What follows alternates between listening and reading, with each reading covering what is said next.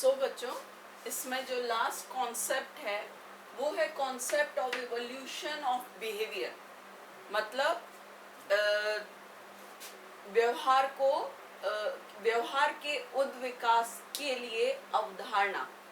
मतलब क्या हुआ, जैसे अभी हम कहते रहे कि भाई आज हम जीवों का इवोल्यूशन या उद्विकास अगर पढ़ते हैं एनिमल्स का, तो उसके लिए हमारे पास अगर हमें इवोल्यूशन की स्टडी करनी है, हम अगर ह्यूमन बीइंग की करते हैं तो हमें कोई ना कोई जीवाश्म मिलता है, फॉसिल मिलता है।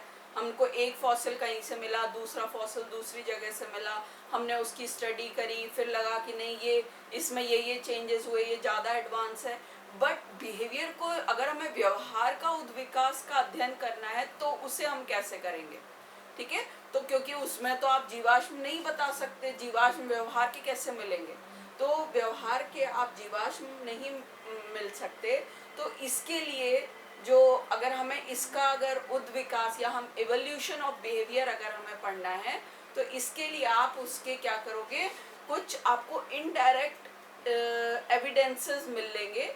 ठीक है, ये हमें डायरेक्ट एविडेंस, ये जो फॉसिल है वो डायरेक्ट एविडेंस हो गया, प्रत्यक्ष प्रमाण हो गया। पर अप्रत्यक्ष प्रमाण या हम कह सकते हैं इनडायरेक्ट एविडेंसेस के फॉर्म में, इनडायरेक्ट एविडेंसेस वो भी हमें कहाँ से मिलेंगे, जो आज एनिमल हैं।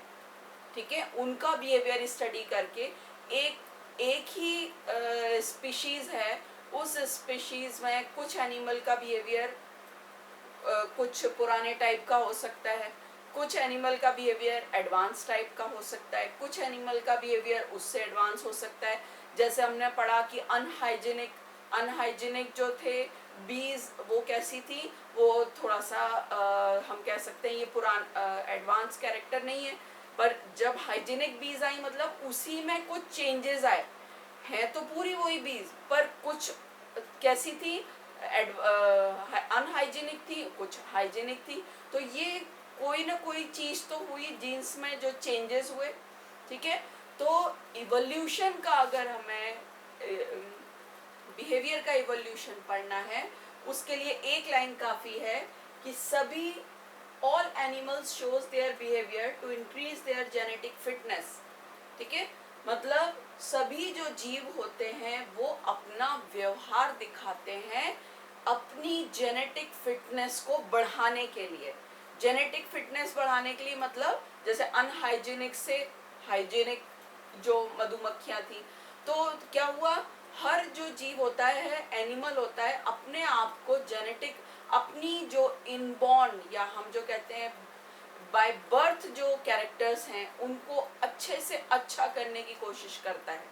ठीक है, और ये जो बाय बर्थ होंगे बिहेवियर, वो कैसे होंगे, वो जीन्स के कारण ही होंगे। ठीक है, तो ये जो चेंजेस हैं ये होंगे किसके थ्रू, बिकॉज ऑफ म्यूटेशन, उत्परिवर्तन, कि कोई एक ऐसा चेंज आया जिससे बिहेवियर चेंज हो गया। ठीक है, तो ये चेंजेस कहाँ होंगे, इवोल्यूशन अगर हमें बिहेवियर का देखना है तो वो इवोल्यूशन किसके कारण होगा, जीन्स के कारण। जेनेटिक फिटनेस या हम कह सकते हैं जो जीन्स हैं वो ज़्यादा और एडवांस, तो उनकी स्टडी हम इसमें करते हैं। और वो स्टडी किसके थ्रू करेंगे, एग्जाम्पल्स के थ्रू ही। ठीक है, तो हम ये कह सकते हैं कि आप बिहेवियर को फॉसिल्स डायरेक्ट एविडेंसेस के थ्रू नहीं स्टडी कर सकते, इनको आप इनडायरेक्ट एविडेंसेस से, अप्रत्यक्ष प्रमाणों से आप देख सकते हो। ठीक है, जो new behaviour do not arise instantly but due to gradual changes और adaptation in their structure and acquired behaviour. ठीक है, मतलब क्या हुआ कि कोई भी नया जो व्यवहार आ रहा है, ठीक है, किसी भी आगे के उसी स्पीशीज के दूसरे एनिमल में कोई एक नया व्यवहार अगर आ रहा है तो वो क्या होगा, वो एकदम से नहीं होता कि अचानक ही हो गया, वो धीरे धीरे चेंजेस होते होते होते होते, वो चेंजेस किस लिए होंगे, अपने वातावरण को के अनुकूल होने के लिए, एडेप्टेशन के लिए। तो वो जो ग्रेजुअल चेंजेस होंगे वो एडेप्टेशन, जो एनवायरनमेंट में जो चेंजेस हो रहे हैं उसको एडप्ट करने के लिए, अनुकूलित करने के लिए। और ये जो चेंजेस होंगे ये कैसे, या तो उनके स्ट्रक्चर में भी हो सकते हैं या उनके बिहेवियर में भी हो सकते हैं कि स्ट्रक्चर तो सेम है बट बिहेवियर में चेंज आ गया। तो इस तरह से हम इन सब का जो स्टडी होती है ये बिहेवियर में इसमें करते हैं, ठीक है। जैसे आप इसका एक एग्जांपल ले सकते हो, एक स्क्रीच आउल, ठीक है, और ये स्फिंक्स मॉथ, एक स्फिंक्स मॉथ होती है। इसके ये क्या होती है, नॉर्मल कंडीशन में तो वैसे ही बैठी रहती है। मॉथ पता है ना, बटरफ्लाई जैसी होती है, थोड़ी छोटी।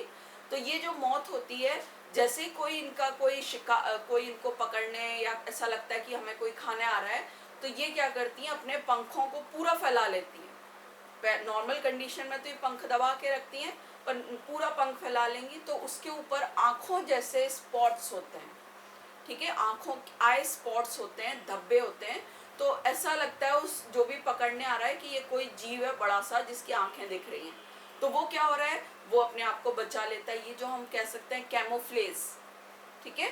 तो जैसे स्क्रीच आउल है, उसको अगर कोई डर लगता है या कुछ किसी से, तो वो क्या करेगा, अपने आप को आंखें निकाल के और अपना शरीर फुला के और उसको डराने की कोशिश, पंख फड़फड़ा के उसको डराने की कोशिश करता है। तो ये जो बिहेवियर है, ठीक है, ये बिहेवियर जीन्स में ही चेंजेस के कारण होते गए और अपने आप को अडेप्ट करने के कारण होते गए, ठीक है। जैसे हम पढ़ते हैं, ये कार्ल वॉन फिंच जो साइंटिस्ट थे, कार्ल वॉन फिंच, इन्होंने किस पर स्टडी करी थी, हनी बी पर, मधुमक्खियों पर। तो उन्होंने देखा, जब उन्होंने, क्योंकि बहुत लंबे टाइम तक करी, तो उन्होंने देखा कुछ ऐसी मधुमक्खियां थी जो सोशल नहीं थी।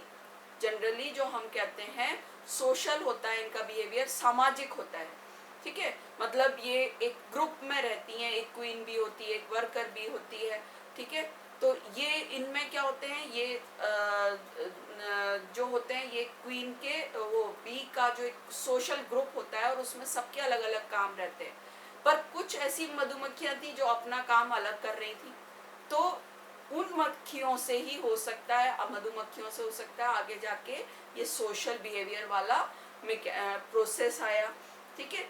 तो इस तरह से जब हम देखते हैं तो ये जो व्यवहार में जो चेंज हो रहा है, उद्विकास या इवोल्यूशन के आगे बढ़ते बढ़ते, वो उनके लिए बेनिफिशियल होता है, ठीक है। क्योंकि जैसे सोशल बिहेवियर है, तो क्या होगा, जैसे हम देखते हैं कि अगर तो हमने कुछ एक मधुमक्खियां मारी, तो पूरी की पूरी मधुमक्खियां हम पर अटैक करती हैं, ठीक है। तो ये भी चीज देखो जीन्स पर इफेक्ट करती है कि जो अपना ग्रुप है वो उस पर उनको फर्क पड़ता है, बाकी दूसरा मधुमक्खी का छत्ता है उससे उन्हें फर्क नहीं पड़ता, ठीक है। जैसे हम भाई बहन है कोई, तो भाई बहनों में अगर किसी को कोई जना एक हमारे भाई को मारेगा तो हम सब उसके लिए करेंगे, लड़ पड़ेंगे। बट अगर कोई और है तो हम कुछ सोचेंगे उसके लिए। तो ये जो चीज होती है जेनेटिक, जो आप कहते हो बिहेवियर होता है, और उस ग्रुप के लिए या सोशल चीज के लिए, सामाजिक व्यवहार के लिए बेनिफिशियल होता है, लाभदायक होता है। तो इस तरह से हम ये देखते हैं कि जो इवोल्यूशन है, अगर हमें बिहेवियर का देखना है तो उसके लिए हमें जेनेटिक्स या हम कह सकते हैं जीन्स की स्टडी करेंगे। और ये जनरली ग्रेजुअल चेंजेस होते हैं, धीरे धीरे चेंजेस होते हैं अकॉर्डिंग टू एनवायरनमेंट। ओके, तो ये आपका ये टॉपिक यहाँ पर खत्म हुआ। Okay, thank you.